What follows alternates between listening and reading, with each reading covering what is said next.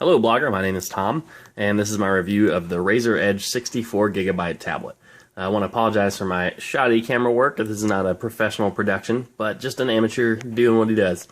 My dilemma with the Razer Edge is that everywhere online, everyone is reviewing the 128GB Razer Edge Pro, and I wanted to know how the Razer Edge 64GB performed so that I didn't have to spend all the money on the Pro if I didn't want to. However, there's no reviews of it anywhere on the internet.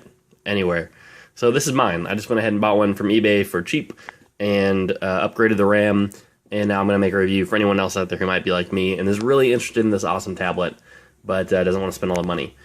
So the first thing is I bought this for a specific reason. I wanted to be able to play PC games while I travel, but I'm not necessarily worried about ultimate graphics while I travel. When I'm at home, I like to play on my Lenovo Y5 10P, which for the budget had the best SLI graphics I could afford. But again, on the go, I just don't need all that power. So I just got just looking for a tablet that could run my favorite games and ran full Windows and all that good stuff. Razer Edge started this Project Fiona. It became the Razer Edge, which it has, by the way, two big differences in the models. There's the i5 and the i7. The i7 model has the same graphics card with 2 dedicated gigabytes of RAM, whereas the i5 has only 1 dedicated gigabyte of RAM. Now that's different from system RAM, just for anyone who's wondering. System RAM, the i5 comes with 4, the i7 comes with 8. Now between that, the i7 has a couple different models that have different sized hard drives, but they have the same specs other than the hard drive. So practically there's 2 models, the i5 and the i7. So let's get started with the review. And since it's a gaming tablet, I'm going to actually start with the graphics card. So the i5 version has the NVIDIA GeForce 640 LE with 1 gigabyte of virtual RAM that's dedicated to the graphics card. Again, the i7 has the same card but with 2 gigabytes of RAM, which does make a performance difference. Now, with that said, it games pretty well. The only game I've been able to install because of the tiny hard drive is Skyrim, and Skyrim ran on low settings beautifully. It was incredibly playable. I'm not sure how to measure frame rates yet, but it was really playable. And I know that you'll want to see that, so I'm going to plug it in and show you. Because of course if you don't plug it in, it's going to run on the dedicated graphics, which are just on the processor. Don't look at my passcode. Okay. Let's go ahead and start up Skyrim. I don't have a keyboard and mouse plugged in, so I'm obviously not going to get very far, but I think that you'll be able to see at least how it runs. Ooh, look at my Steam login. You can look at my wife's smile. Look at that smile. Beautiful, beautiful smile. She's so happy. Okay. Where is... And I should note, this is also Skyrim with a couple mods, the high-res mod, and the Heart Home edition, as well as a couple player houses that I've built in there. And I'll tell you what, I'm going to plug in a mouse just because this is impossible to do with a finger. Alright. Continue.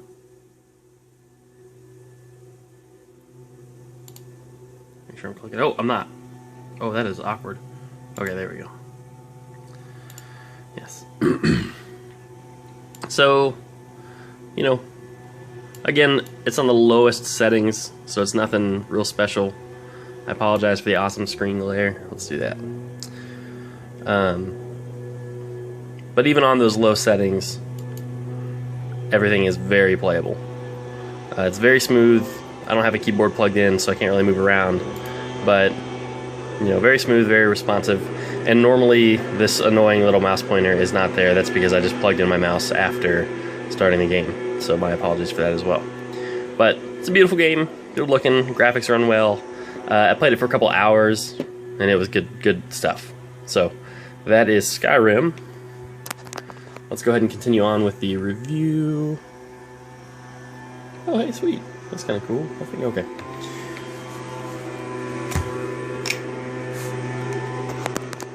I'm going to exit Skyrim and then be right back. Also, to show off a game that uses touch display more, I wanted to show you how Diablo 2, which is one of my favorite games of all time, it works. And it works really well with the touchscreen, which surprised me. You don't actually have to plug in a mouse and keyboard to play this game. You can just roll right through with your touchscreen. So the touchscreen is actually really good. I read some reviews that said it wasn't very good, but I'm very satisfied with it. So anyway, let's get out of this one. Overall, the gaming performance is decent. It's very underwhelming for something like an actual gaming laptop. If you really want graphics, don't buy a tablet. But, you know, that said, it's good. Now, on the same note, as far as graphics goes, when you're running a game from like Steam, it of course is going to do a lot in terms of graphics, which means that the fan is going to run. On the back, Razer has a pretty unique heating system, or cooling system. It pulls in cool air through this vent, and it goes through, you know, copper pipe, and then exhausts hot air through this vent, which brings up really my only real criticism. This vent gets incredibly hot. So when I was upgrading the RAM, I was putting this case back on, and I accidentally pushed on these two vents, and this vent, because it gotten so hot, was brittle, and it broke, and it looked really ugly. I went ahead and just kind of filed out the broken parts to make it a little bit more square and not so ugly looking, but I just kind of see that brittle plastic as a real design flaw, especially right on top of a heat vent. That maybe should have been aluminum. That might have been a better choice. So anyway, this is the back of the tablet. To hit real quick, the touchscreen and physical buttons. Gotta plug my mouse back in so I can read. The touchscreen, like I said, works well. With Windows 8.1, be positive you follow Razer's specific directions to upgrade from Windows 8 to Windows 8.1. If you don't, you will have trouble, and you can sort it out, but it's pretty annoying. Now that's it, of course. On the back are the vents. On the bottom is the proprietary power dock or port, which plugs into only this power port. If you try and buy another power port online, you got to make sure it's the right one. On the top are where almost all the physical buttons are. You have your power button, which is not super responsive. It works. Let me focus here for you. But it's not super responsive, so when you press it, just don't keep jamming it. Just wait a second for it to kick in. This is super handy. It's a dedicated keyboard button, which especially in Windows 8.1, the keyboard doesn't always pop up when you need it. But if you press this button, it will force the keyboard to pop up and then force it to shut down. So that's pretty, very, very handy.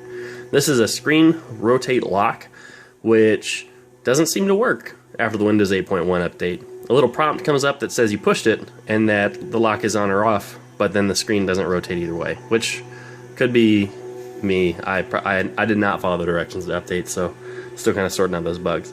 This, of course, is your volume rocker. It does exactly what all volume rockers ever do. It turns your volume up and down, and it does that like any volume button. This is a USB 3.0 port, and then the microphone port. They both are the same, like they do what they should do. And then beneath the touchscreen, directly beneath it, is the Windows Home key. And I just missed it. Hurrah. It's very handy because sometimes when you're inside a game, it doesn't have a prompt to return to Windows. Pardon my finger. So again, there's your touchscreen and your physical buttons. The hardware is, I mean, overall it's impressive, although I am a little frustrated with some of the things. It has the i5 that can multi-thread to a quad-core processor that, of course, can turbo boost, so it's plenty fast enough. The graphics card, like I said, is weak, but it's exactly what I was looking for, something that would let me play full games. The case is really my only criticism. I really wish that they had made it out of something better than this plastic, which, like aluminum, but it might have, might have made it heavier, and it already weighs more than 2 pounds. It's almost 3/4 of an inch thick, which really is not very thick when you consider what it's got inside. The back, you might have seen, had 2 grooves that are really Razer design, kind of on everything Razer, every system Razer makes. Those actually really help you hold on to it. And the 64GB hard drive is just not quite big enough for gaming. For For example, The Elder Scrolls Online, which I'm really looking forward to trying out, is a 60 gigabyte game, so it won't even install on this system. With that said, it's super easy to upgrade. In fact, I'm going to very quickly show you how. It's super easy to upgrade your hard drive, and like 120 gigabyte MSSD, micro SSD, you can get them pretty cheap. Like, I think I got one for 75 bucks. So if I were to grade it, I would give this tablet a B+. Now, I'm going to go ahead and show you how to upgrade the hard drive and RAM, and then that will be all. Okay, so on the very bottom of the tablet are two holes. Those holes help it click into the gamepad dock, which, there, now you can see it, which is an expensive accessory. All the accessories for this are expensive. The dock, keyboard, and extra battery, they're just really pricey. Look them up on Amazon or eBay and you'll know what I mean. But in those two holes there are also the screws that allow you access to the tablet. So on a soft surface, like my SteelSeries mouse pad, make sure there's no sand or anything on it. You turn it over, and then using a 1.5 Allen wrench, 1.5 Allen wrench, you very, very gently undo both of these screws. They're super easy. Doesn't take much pressure. If you're putting a lot of pressure on it, you're not doing it right. And there's your screw. So there's one.